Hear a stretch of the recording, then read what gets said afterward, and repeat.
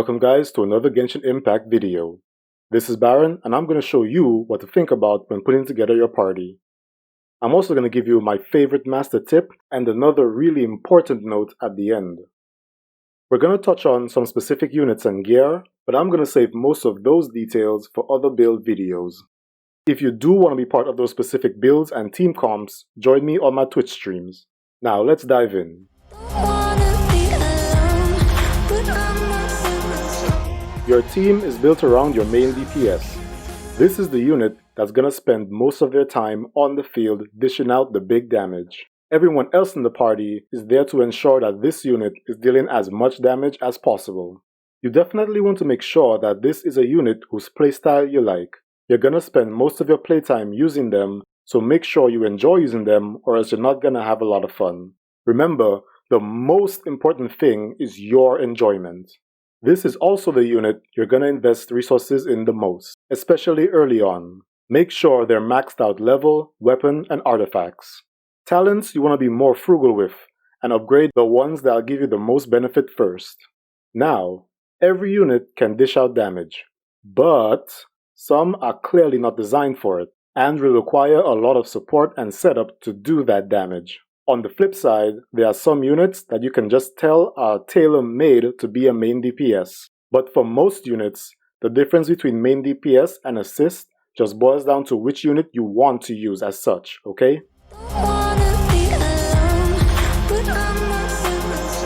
The healer is a unit that's recovering HP for your party. Some units can heal on both the elemental skill and elemental burst, and they can heal while on and off the field. Those are the best healers in my opinion, being Barbara, Jean, and Chi-Chi, two of which are 5 stars unfortunately. Noelle only heals with an elemental skill, and only while on the field. Bennett, Diona, and Xingqiu also do some healing, but they can only heal the unit currently on the field, which is risky if that unit's HP is already low. Your healer can also be your main DPS if you build them that way, but you may end up sacrificing their healing efficiency. Some units and weapons also give some self-healing to replace or augment having a dedicated healer. In open world boss fights, you might not need a healer per se, as you can use food items to recover HP. However, in Spiral Abyss, you cannot use food items, so having a dedicated healer in your party is a must. As I said, everyone else is there to support the main DPS. This could include providing shields, tanking damage, applying party buffs or enemy debuffs, setting up elemental reactions, crowd control, and of course, healing. How you handle these units is to look at your main's abilities and gear and start to formulate what about the other units' abilities and gear would complement your main. Let's do a quick example. I selected Lisa to be my main DPS, naturally because she's hot. She's max level and ascension for my adventure rank. We know that her main source of damage is her hold elemental skill, and that has a long charge time, which makes her vulnerable. Her weapon is Mappa Mare, which has elemental mastery as a secondary stat. So we should consider how we maximize her damage through elemental reactions. I'm not going to go for artifacts right now, but notice that I tried to max their levels to get as much stat boost as possible. So how can we assist her? We're going to drop in Noelle as a healer and to provide a shield to help Lisa's survivability. She's pretty squishy after all. We can also drop in Barbara for healing and to apply Hydro to enemies so that Lisa can hit them with the electrocharged elemental reaction. You might be asking, why have 2 healers in the party? To which I reply, why not? Especially seeing as Lisa is such a glass cannon. We can also drop in Zhang Ling to apply pyro to enemies so Lisa can create the overloaded elemental reaction, which does a ton of damage and knocks enemies back. We could also pop in Amber to use her doll to distract enemies, further leaving Lisa safe to apply her stacks and charge up her elemental skill. But wait, there's more. We also have Kaya combined with Barbara to freeze enemies, and everyone loves a good mobsicle. Another benefit of using a Catalyst user as an assist is this weapon, the Thrilling Tales of Dragon Slayers, which boosts the attack of the next unit when switching from the equipped unit. You can go real deep into theory crafting and number crunching, which personally I like. If you're ever not sure what to do with your characters, stop by my Twitch stream or leave a comment on YouTube and I'll be happy to help.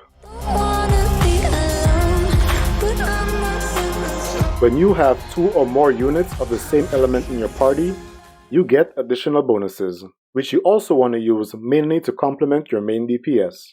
Going back to our Lisa main example, we can put both Xiangling and Amber in the party for the perks I mentioned earlier, and also to get the double Pyro, which boosts everyone's attack by 25%.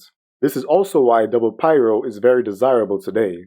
However, just kidding, but in my opinion, a better combo for Lisa specifically is the double Geo. It gives 15% bonus damage while on the shield and interruption resistance. The interruption resistance is the nice part, as it makes her elemental charge skill much safer to use.